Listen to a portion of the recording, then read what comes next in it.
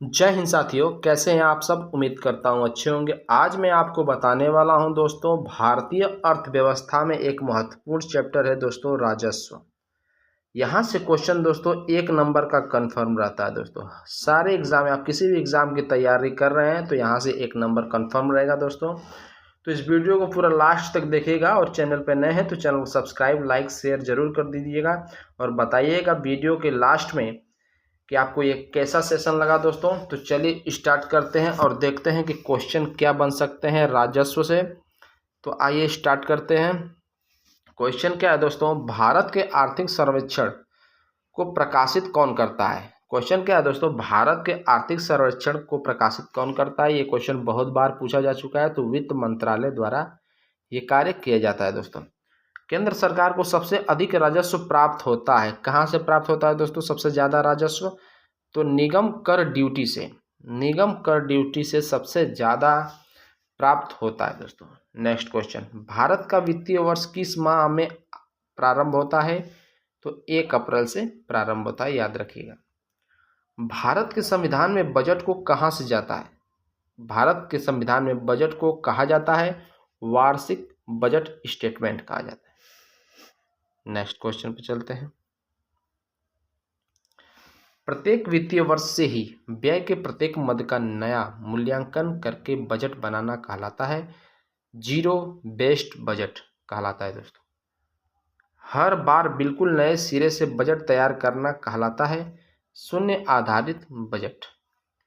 भारत में शून्य आधारित बजट तकनीक किस देश की देन मानी जाती है। तो संयुक्त राज्य अमेरिका की ये देन मानी जाती है दोस्तों, याद रखिएगा। नेक्स्ट क्वेश्चन पे चलते हैं। संयुक्त राज्य अमेरिका में शून्य आधारित बजट तकनीक को सर्वप्रथम कब अपनाया गया। तो 1977 ईस्वी में। देश में शून्य आधारित बजट सर्वप्रथम किस वर्ष के वार्षिक बजट में अपनाया गया था। तो 1987-88 में। नेक्स्ट क्वेश्चन, भारत में सर्वप्रथम किस राज्य में शून्य आधारित बजट तकनीक को अपनाया गया। तो आंध्र प्रदेश आपका राइट आंसर हो जाएगा। किस पंचवर्षीय योजना में भारत में शून्य आधारित बजट अस्तित्व में आया। तो 7वीं योजना में। नेक्स्ट क्वेश्चन पे चलते हैं। किसके द्वारा वार्षिक वित्तीय बजट संसद के दोनों सदनों के समक्ष पहुंचाया जाता है। तो राष्ट्रपति द्वारा ये पहुंचाया जाता है, याद रखिएगा। केंद्र सरकार के बजट के चालू खाते में व्यय की सबसे बड़ी मद है केंद्रीय आयोजना। भारत सरकार के बजट के कुल घाटे में किस घाटे का सबसे अधिक योगदान है। तो राजकोषीय घाटा। भारत सरकार के बजट के आंकड़ों में कुल व्यय और कुल प्राप्तियों के बीच अंतर को कहते हैं तो बजटीय घाटा कहते हैं दोस्तों। आइए नेक्स्ट क्वेश्चन पे चलते हैं। यदि सरकार का बजट 1 अप्रैल तक न पारित हो सके तो सरकारी व्यय किस आधार पर किया जाता है।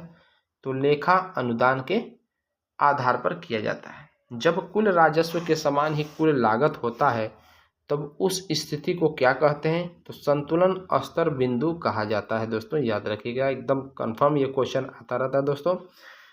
क्या है संतुलन स्तर बिंदु। केंद्र व राज्य के बीच वित्तीय विवादों के निपटारे हेतु मुख्य एजेंसी है वित्त आयोग। स्वतंत्र भारत में 8 बार केंद्रीय बजट प्रस्तुत करने का श्रेय किस व्यक्ति को जाता है। तो मोरारजी देसाई को जाता है, याद रखिएगा दोस्तों। करदाता और सरकार के बीच कर के संदर्भ में कोई सीधा संबंध न हो कहलाता है अप्रत्यक्ष कर। भारत में मॉडरेट योजना कब लागू हुई। तो 1 मार्च 1986 को ये योजना लागू हुई थी दोस्तों। अगला क्वेश्चन पे चलते हैं। मॉडरेट का संबंध है तो क्या है सर, बिक्री कर से संबंध है। किस कर का आरोपण केंद्र करता है किंतु संग्रह और विनियोजन राज्य करते हैं। तो स्टाम्प शुल्क आपका राइट आंसर हो जाएगा।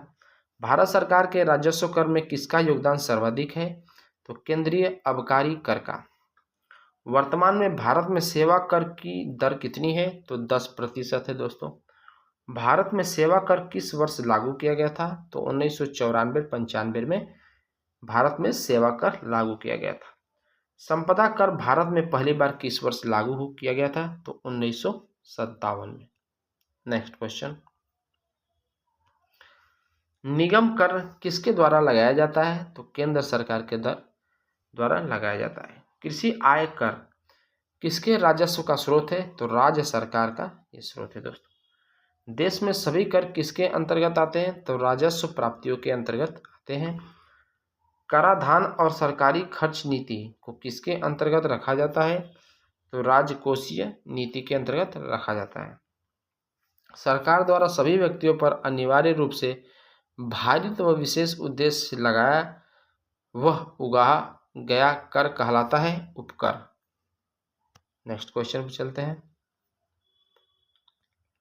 विशेष योजना से लाभान्वित व्यक्तियों पर सरकार द्वारा लगाया गया वह उगाहा गया कर कहलाता है दर कहलाता है। दोस्तों याद रखिएगा, सभी आधार श्रेणियों पर एक ही समय पर लगाया गया कर कहलाता है तो अनुपाती कर कहलाता है।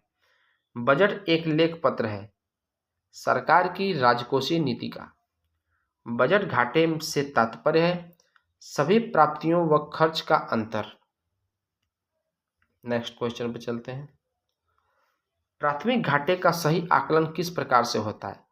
तो राजकोषीय घाटा ब्याज अदायगिया से, राजकोषीय घाटा ब्याज अदायगिया से होता है। दोस्तों राज्य के राजकोषीय घाटे की वित्तीय व्यवस्था में सर्वाधिक अंश होता है तो केंद्रीय सरकार से ऋण का। रेखी संपत्ति गठित की गई थी तो अप्रत्यक्ष कर सुधार के लिए की गई थी। दोस्तों अगला क्वेश्चन पे चलते हैं, कौन सा कर केंद्र सरकार द्वारा वसूला जाता है और वित्त आयोग की सिफारिशों के आधार पर केंद्र और राज्य में बांटा जाता है? तो केंद्रीय उत्पाद कर, केंद्रीय उत्पाद शुल्क। वांचू समिति किसके संबंधित है? तो प्रत्यक्ष कर जांच से। बिक्री कर के स्थान पर मूल्य वर्धित कर यानी वैट कब से लागू किया गया? तो 1 अप्रैल 2005 से। क्वेश्चन है दोस्तों, भारत में वस्तु एवं सेवा कर जीएसटी कब शुरू हुआ? तो 1 जुलाई 2017। नेक्स्ट क्वेश्चन पे चलते हैं दोस्तों, 1 जुलाई 2017 को भारत में जीएसटी का औपचारिक शुभारंभ हुआ था तो संसद भवन में हुआ था। दोस्तों लास्ट क्वेश्चन करते हैं, वस्तु एवं सेवा कर लागू करने वाला प्रथम देश कौन सा है? यानी जीएसटी लागू करने वाला प्रथम देश दोस्तों है आपका फ्रांस। वीडियो आपको अच्छा लगे दोस्तों तो लाइक और सब्सक्राइब शेयर जरूर करिएगा। आपका बहुत बहुत धन्यवाद।